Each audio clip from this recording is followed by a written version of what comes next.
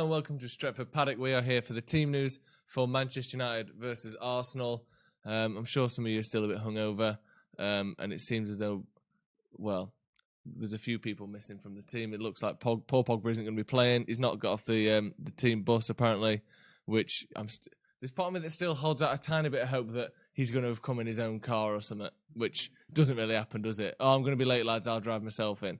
I can't imagine that's going to happen. It looks as though Paul Pogba won't be playing. There were reports as well that, well, I don't know. It just looks like he's not playing, doesn't it? We saw him last night. We don't really know where he was. New Year's coming in. Apparently he's in London. Reports that he's being sold. Reports that he's injured again. But nothing. No official word on it.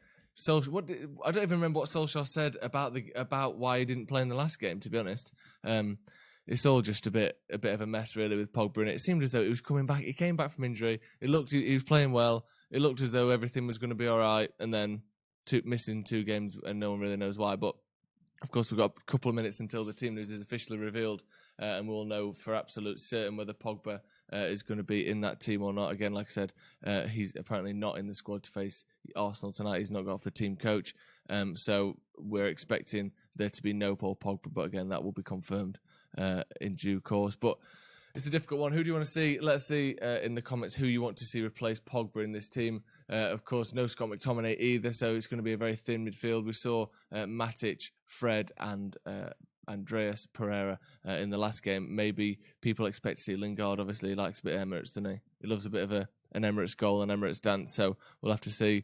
Crazy Monkey says Pogba. Oh, that's sad, but maybe true. Let's go, boys. Yeah, his girl gave birth, apparently. His wife posted a photo of them in the delivery room. Well, that would explain it then, if that's true. Oh, apparently that was weeks ago. I don't know. I'm hearing conflicting reports here. But yeah, maybe she had another one. I don't know how long it takes. A couple of weeks, I reckon, if I had to guess. Apparently that happened earlier in the year, or last year even, you might say. Is Gomez on the bench? We don't know yet. The team news should be coming out in a minute or two. We'll be getting that full team news, obviously. United trying to inflict Arsenal's 5th home defeat in a row, something that they've never done before. Arsenal have never lost 5 home league games in a row before. So we're going to sort of be battling against the odds a little bit with this one. But of course, I think they've only lost 4 in a row for the first time in, a month, 60 years or something. So obviously they're in a bad run of form. So sorry, as Everton have just got one back against Man City in the background. That's 2-1 there if anyone's watching that game. Richarlison with a goal there.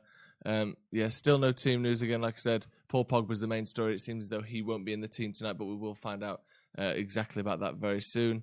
They've been at Pereira and Matic, Fred more likely than or Lingard.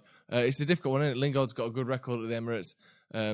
Obviously, he's scored there 2 or 3 times, I think, famously with a bit of a dance at the end of it. So I wouldn't be surprised to see him playing. But Pereira seems to have been the first choice over him recently. The team is out apparently.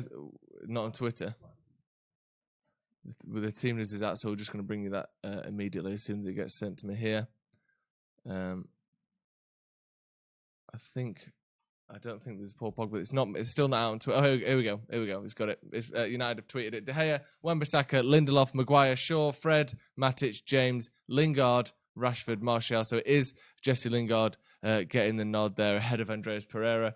There is no Paul Pogba on the bench or, of course, in the starting lineup. So those reports were true about him not playing. Again, let's go over the team while we wait for our graphics to be made and posted up so you can see it yourself. Again, it's David De Gea, Wan-Bissaka, Lindelof, Maguire and Shaw, and then a midfield of Fred and Matic, again covering for McTominay. And then we've got Lingard at number 10 with Rashford on one side and Martial. Rashford on one side, James on the other, and Martial up front. So it's a familiar sort of front 3 that we've seen of Rashford, Martial and James. That seems to be Solskjaer's sort of first pick and first choice of a front 3. We are seeing that again.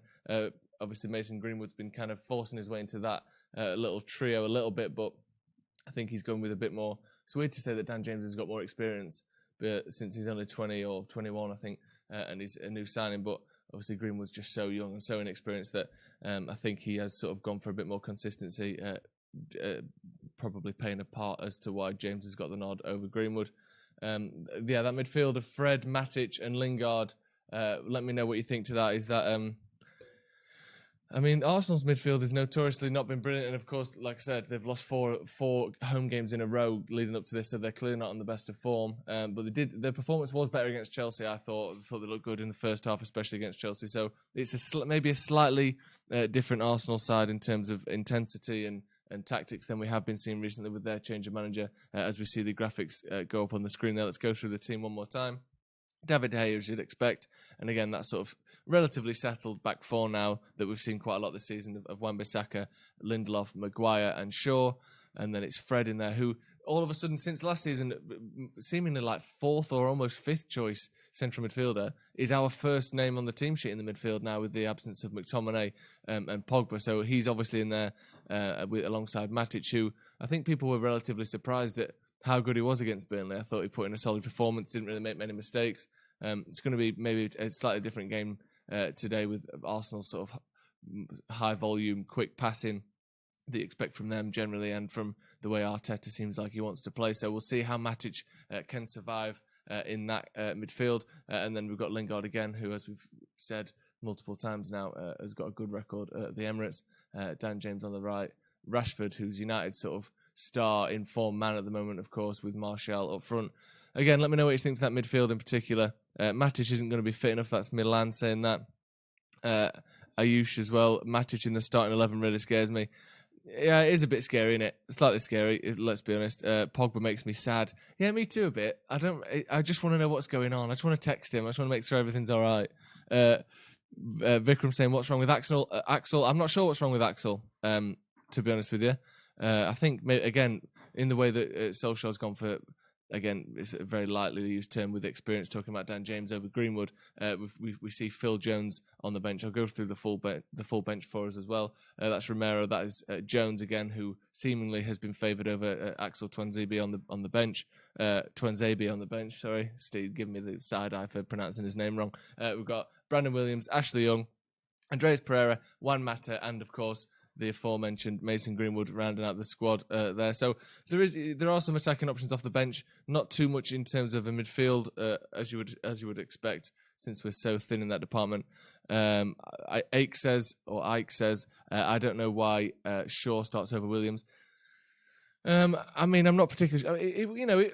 In fairness to Luke Shaw, he was our player of the season last year, and it wasn't necessarily the best player we've ever seen, but he's obviously within United has the capabilities of being a good player, and he's got a lot more games under his belt than Brandon Williams. So I assume he just wants to go with experience in that back four.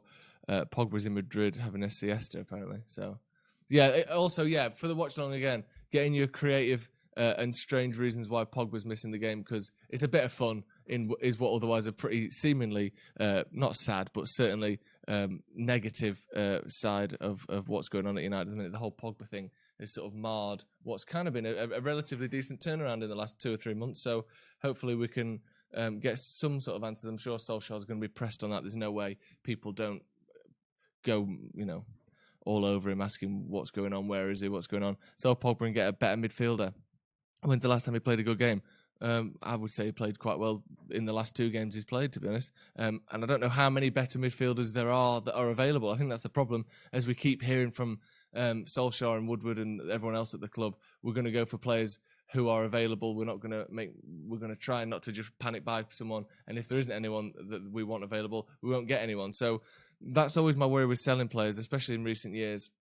We don't have much evidence that they will be replaced either A, at all, or B, by anyone better. So as much as I think, if Pogba wants to leave, he shouldn't be here, it's just my main worry isn't that we can't live without him or that there's no one better. It's just that I don't trust United to get in that better player.